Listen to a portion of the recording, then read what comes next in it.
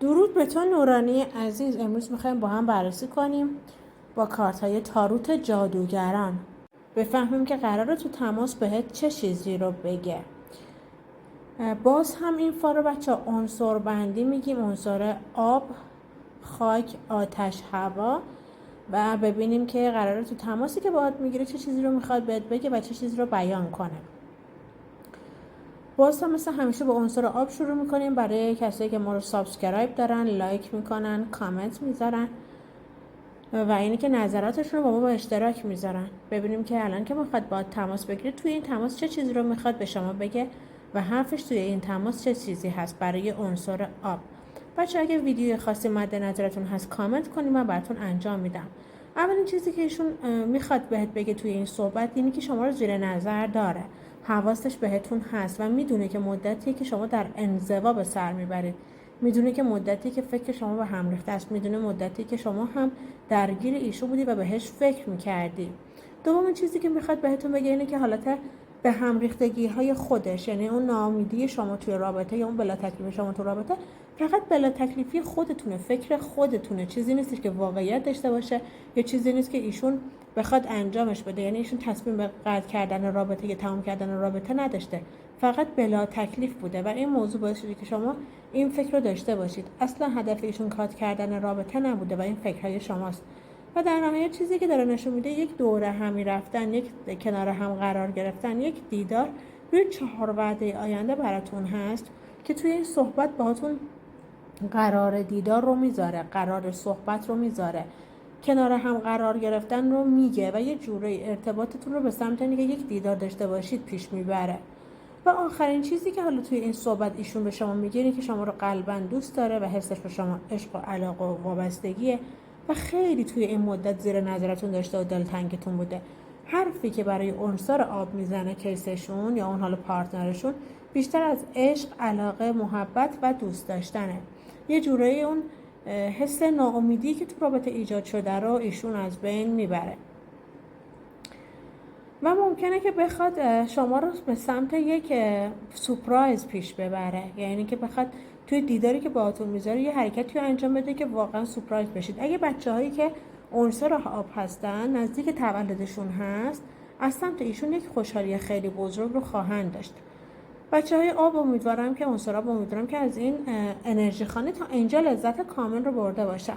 برای بچه‌هایی که عنصر خاک هستن، عنصر خاکی که ما رو سابسکرایب میکنه، لایک میکنه، کامنت میذاره، نظراتش رو با ما به اشتراک میذاره و اگر ویدیوی خاصی مد نظرش هست حتما به ما میگه.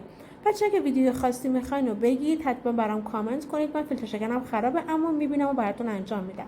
برای عنصر خاکی داره بهتون میگه که توی تماسی که باهاتون میگیره اولش خیلی شاکیه، خیلی حق به جانبه، طوری رفتار میکنه که انگار که شما یه اشتباهی کردی یا یه خطایی کردی یا یه کاری کردی که ایشون از دستت شاکیه. یعنی اول حق به جانبه و بعد سعی میکنه شما رو، ذهنتون رو منحرف کنه به یک اشتباهی که در گذشته کردید یا یعنی که بخواد یه چیزی از گذشته رو به رخ بکشه. نگران نباشید، فقط داره خودش رو توجیه میکنه. در نهایت اون چیزی که تو وجودش هست یه جورایی دوست داشتن شماست، دلدادگی شماست، حس عشق به شما رو داره. ببینید بچه‌ها، این آدم برای اینکه خودش رو تبرئه کنه توپو میندازه تو زمین شما، طوری رفتار میکنه که انگار هیچ اتفاقی نیفتاده. این مدت من نبودم کاری نکردم، این مدت من نبودم اتفاقی نیفتاده، این مدت من نبودم چیزی نشده. و در نهایت با هم یک صحبت و گفتگوی خیلی رکیو دارید. انگار همونقدر که ایشون نسبت به شما گارد گرفته و شاکیه، شما هم همونقدر شاکید که تا به حال کجا بودی، چرا رابطه رو اینجوری ول کردی، چرا ازت خبری نبوده. این سوء تفاهم ها بالاخره روی یک وعده برطرف میشه و توی زنگ و تماسی که باهاتون داره یک صحبت و گفتگوی جدی و داره برای اینکه بخواد شرط رابطه رو استیبل کنه. کلا یه جوری سعی میکنه که بخواد رابطه رو دستش بگیره و درست کنه. ایشون به شما وابستگی داره، ایشون به شما تعلق خاطر داره، یه جوری از سمت شما حس مثبتی رو دریافت میکنه و خودش هم سعی میکنه که رابطه رو بخواد درست کنه. کلا توی صحبتتون تا اینجای رابطه براتون خوشاینده و اینی که هم بهتون میگه اگه که تو فکر رقیبو داری یا فکر کردی من با کسی تو رابطه بودم، همچین چیزی نیست. یعنی تمام سوء تفاهم هایی که تو رابطه براتون ایجاد شده رو ایشون برطرف میکنه. امیدوارم که عنصر خاک از این انرژی خانی تا اینجا لذتش رو برده باشه و جواب سوالش رو پیدا کرده باشه. کامنت یادتون نره بچه‌ها، و اینی که کامنت بذارید. اگه ویدیوی خاصی مد نظرتون هست و برای من بنویسید، من کامنت ها رو میخونم و اون انرژی خانی رو براتون انجام میدم.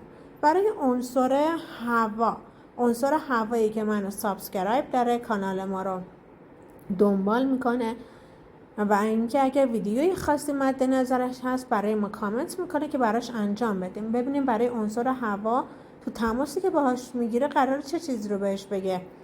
صحبت و گفتگوی عنصر هوا با شما. بچه ها، عنصر هوا خیلی داره به شما فکر میکنه، یعنی که پارتنر شما، رل شما داره به شما خیلی فکر میکنه. شما که عنصر هوا هستی، تو تماسی که باهات میگیره مثلا به زبان میاره دلم برات تنگ شده بودا، چقدر تو آنلاینی، داری چی کار میکنی، دیدمت با فلانی، یه جورایی یه گوشه بهتون میزنه که من حواسم به تو هست. ایشون خیلی فکر مشغولی مالی و کاری داره، درگیری های مالی و کاریش زیاده، از قصه های مالی و کاریش، از مشکلات مالی و کاریش، از دغدغه های مالی و کاریش بهتون میگه. یه جوری بهتون میگه که آقا من مثلا برشکست شدم، چکم برگشت خورده، حقوقمو ندادن، به دردسر مالی خوردم. براتون درد و دل میکنه، از مشکلات مالیش میگه. نه اینکه از شما توقع داشته باشه، فقط میخواد صحبت کنه. ایشون آدمی هستن که ذاتاً مهربونن، خوشقلبن، صمیمیان، شما رو واقعا دوست دارن، یه جوره حس آرامش باهاتون دارن، یه جوره انگار که وقتی کنارت هست تمام دغدغه‌هاش برطرف میشه و تمام دغدغه‌هاش از بین میره. توی صحبتی که باهات داره بهت میگه که حالا من به زودی باهات قرار میذارم، به زودی میخوام ببینمت، پیشنهاد یک سفر و مسافرت رو بهت میده و سعی میکنه که مسیرت رو به سمت یک خوشحالی ببره.